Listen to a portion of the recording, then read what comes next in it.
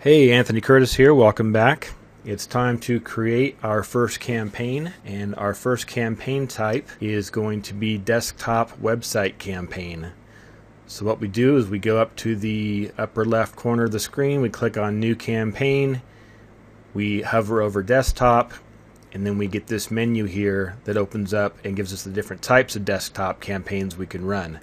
The first one here is called Website Campaign, where we target individual website publishers.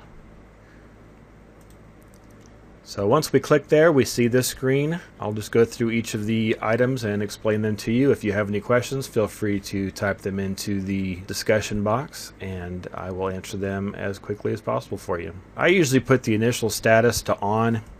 That way I just don't forget to turn it on later. Campaign name, this is just something for you. Here I might put Joe Smith. Let's say Joe is a realtor.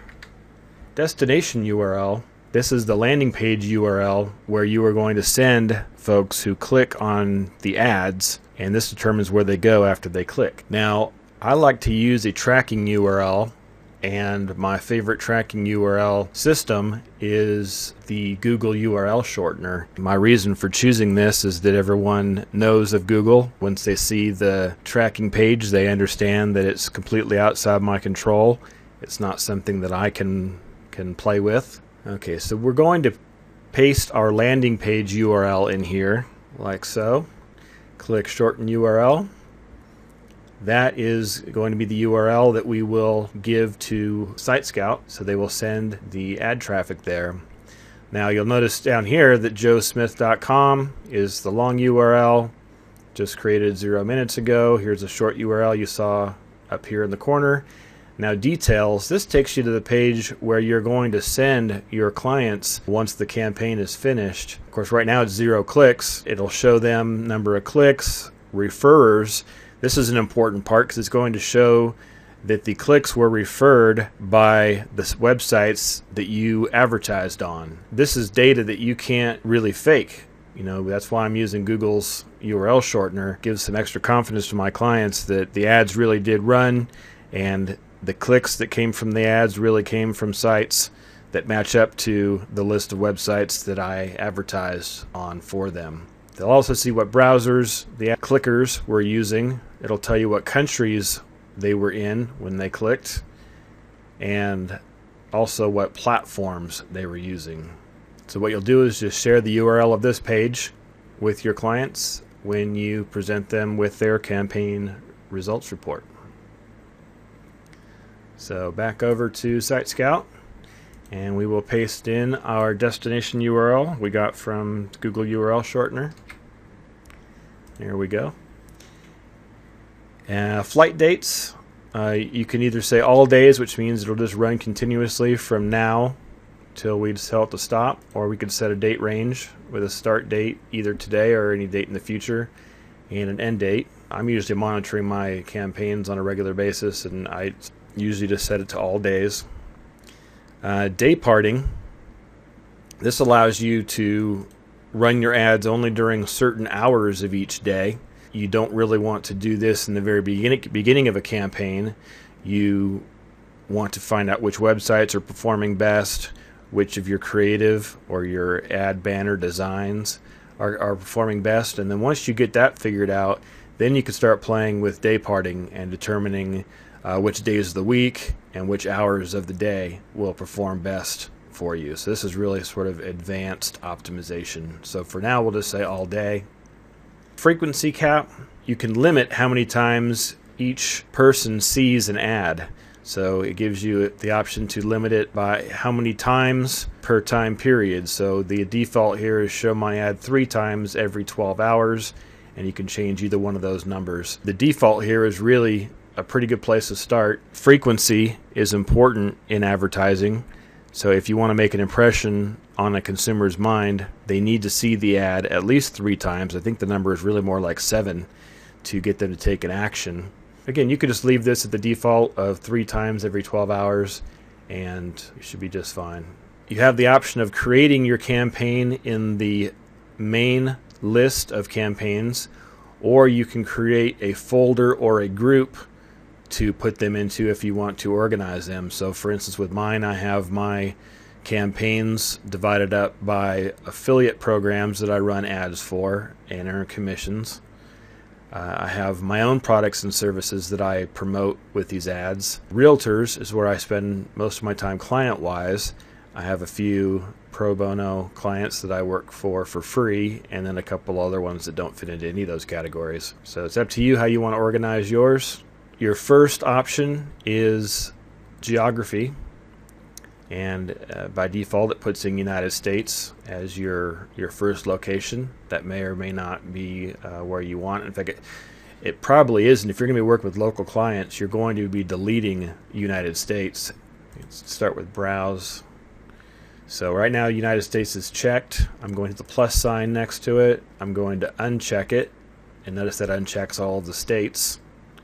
I'm going to scroll down to my home state of Texas and hit the plus sign again. Now if I click the checkbox next to Texas, it's going to check off every city within Texas, which is not what I want. Rarely will it be what you want. So I'll uncheck that, and we'll scroll down.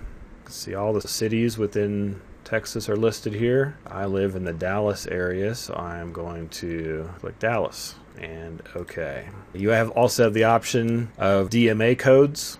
These are pretty rare. You probably won't use them very often, but it stands for Designated Metropolitan Area, something Nielsen came up with many years ago to help advertisers sell radio and TV and newspaper ads by grouping cities together. So normally you'll see like maybe 3 or 4 cities in a DMA area. If you're not trying to match this campaign up to another campaign that uses DMA, I just wouldn't really even worry about it. But you can also go by postal code. I'll put mine in here. And we can see here, it just added the line.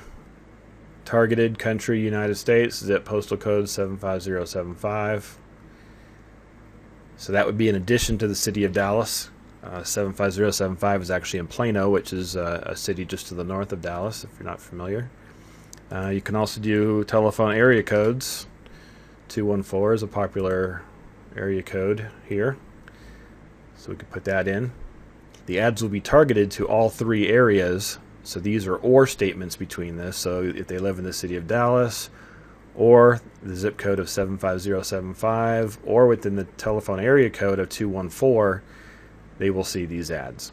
Now to set the budget, I always start at $1, and I set a daily budget of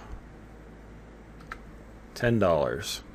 I found if you go any lower than that, sometimes your ads don't start running very quickly. So you can always drop that down to $5 a day if you want to. But real important, whether you put a budget in for daily or all time, I recommend daily.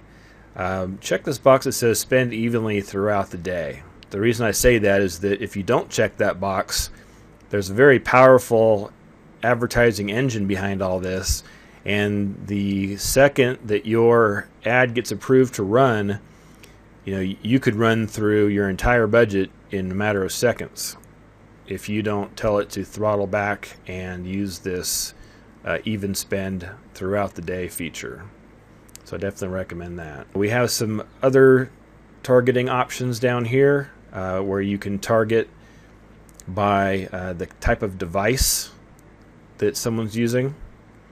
So remember, right now we're in desktop, so it gives you the opportunity to target your ads to certain operating system users like Windows versus Macintosh for Apple computer users. You can also target by browser, Internet Explorer, Chrome, Firefox, and so on. I normally don't mess with those. You may have a business need specifically. For instance, if you were selling Macintosh software, you would definitely want to target the Mac OS. It would do you no good to show your ads to people on a Windows system if your software only works on Macs. However, if you're not selling a product that is related to the operating system, I would not play with those, because I don't think there's enough demographic knowledge about each type unless we're talking about a product that is either operating system or browser specific. Contextual we'll talk about in one of our next videos. but I will mention page position now. I mentioned in an earlier video about above the fold and below the fold. Again, that just means that if you say that I only want to place ads that are above the fold, that means that they must show up on the top portion of the page so that the user can see the ad without having to scroll. And if you say below the fold, then your ad will not be seen unless someone scrolls. Now, people don't always scroll. So if you say below the fold, you're going to pay for an impression every time the page loads and your ad is loaded, whether or not someone scrolls down to see it. So often what I'll do is I'll say above the fold and include unknown page positions. Many website publishers that offer advertising space, they don't tell SiteScout whether the ad is going to be shown above the fold or below the fold, so it's considered an unknown page position. Usually I will uncheck that if I have a large population of folks that I'm going after. So for instance, if I'm targeting, say, the entire state of Texas or even the entire United States, and maybe just saying any females in a certain age group, but there's still millions of people in my target audience, I will uncheck this because I only want the best above the fold positions. But let's say if I'm trying to get some exposure for, say, a local realtor here in Dallas, where the number of exposures will be far less than if I was targeting the entire country, I will actually want to include the unknown page positions, because a lot of those will be above the fold. It's just not known exactly where they are. So if you don't check this, you may find that there are not enough page views or impressions to fulfill your order for your campaign. And again, you can play with that. If it turns out that you're getting flooded with impressions and they're coming just as fast as you want them, you can always go back in here and edit your campaign and uncheck that and make sure that it's only above the fold impressions that you're getting. Brand protection. This is really just for larger companies who have a brand that they are very aggressive about protecting and making sure that it doesn't show up anywhere they don't want it to show up. You can say that it has to have a certain page quality. So this one here, for instance, free from unmoderated user-generated content. So that means their ad won't show up on a page where someone could write anything they want, which might be offensive, and they wouldn't want that statement being sponsored by their ad. So you could say, do not show my ads on that page. View through conversions. This is conversion tracking. I'll talk about that later. But essentially, this will be off 99% of the time. But view through conversions just allows you to track how often did somebody make a purchase on your client's website after simply seeing an ad, not necessarily having to click on it. But we'll talk about conversions more later. Audience capture. This is for retargeting, which we'll talk about more later. And then last one here is just basic optimization. The first one here is basic rotation and optimization of your ads. So if you have multiple ad designs or ad creatives, it will rotate them and automatically show the best performing ad based on the number of clicks that it's getting or percentage of clicks that it's getting. This is a powerful feature that you may want to turn on, but sometimes you're going to want to do your optimization by hand and determine yourself which ad is working best. So it's up to you if you automate that or not. You can also do basic optimization for sites and placements. So essentially, the same way it would optimize for ad creative, you can also optimize for sites. So since we're doing a website campaign, the next step is to choose which websites you want to run your advertisement on. So when I'm working with a realtor, I'll usually put in REAL and see what comes up, and just start selecting some websites by hand for them. For instance here, realestate.com.au. .au means Australia. So since I'm focusing my ads in Dallas, Texas, USA, it's not really going to do me a whole lot of good to run it there. It really won't hurt anything because chances are that no one in Dallas is going to be on this Australian website. Although, who knows, maybe they live in Dallas now and they are considering buying a place in Australia and therefore they're on this website. So, again, it's really up to you if you include that or not. Probably won't make much of a difference. This here, mediashaker.com/real estate. You know, that is a real estate focused content. So you can pick that one out. Here we go. homesrealtors.com. I'll take that one. Realtor.com. That's a great site. Obviously, everybody knows that. Notice that Realtor.com is uncategorized. The categorization is not perfect, so you need to be careful of using those categories too much because you might miss out on some good, cheap impressions when you go simply by category. That's a good example of that. Realty Track, that's a good one. That one is about foreclosed properties. Here's Realtor.ca. That's a Canadian site for Realtor.com. Again, probably won't do much good in Dallas, but a good site. And notice the average CPM is only 61 cents. So, you know, if it's a good deal, you know, I definitely would put it in and see if you can get some impressions. But again, they'll only show it to folks who are in this campaign in Dallas, Texas. Here's Realtor.com, 76 cents. So notice it also gives you the ad exchange here on the side. Real Estate Pro articles, probably a good one. It sounds like it might be a little more focused on realtors as their audience versus home shoppers, but you never know. If you run it for a little bit and if it's not getting any clicks, then you just turn it off. But if it is, then you found yourself a nice property. Realestateinvesting.com. So that's $2.59 average CPM. But don't let that scare you away. I definitely would still check it off because I've gotten some that claim to have an average CPM of $5, $6, $7 or more. And when I bid my dollar, I still got impressions. So don't let the high averages scare you away. Here's Realty Track again. Now you will see multiple listings for the same domain name, and they refer to different sections of the website usually.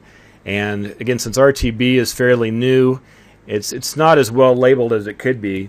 I mean, I'd like to see them say, you know, which section of the website this is for, but you know, they're not doing that at this point. So I'll just click Add Selected now, and you'll see that the ones I checked are now down here.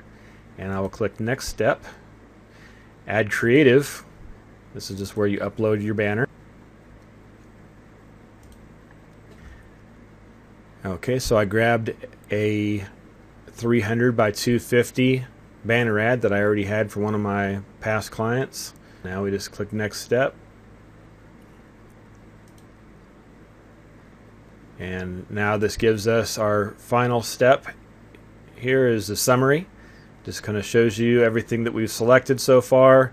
Just make sure that it all looks good. And then you click the Launch Campaign button here at the bottom.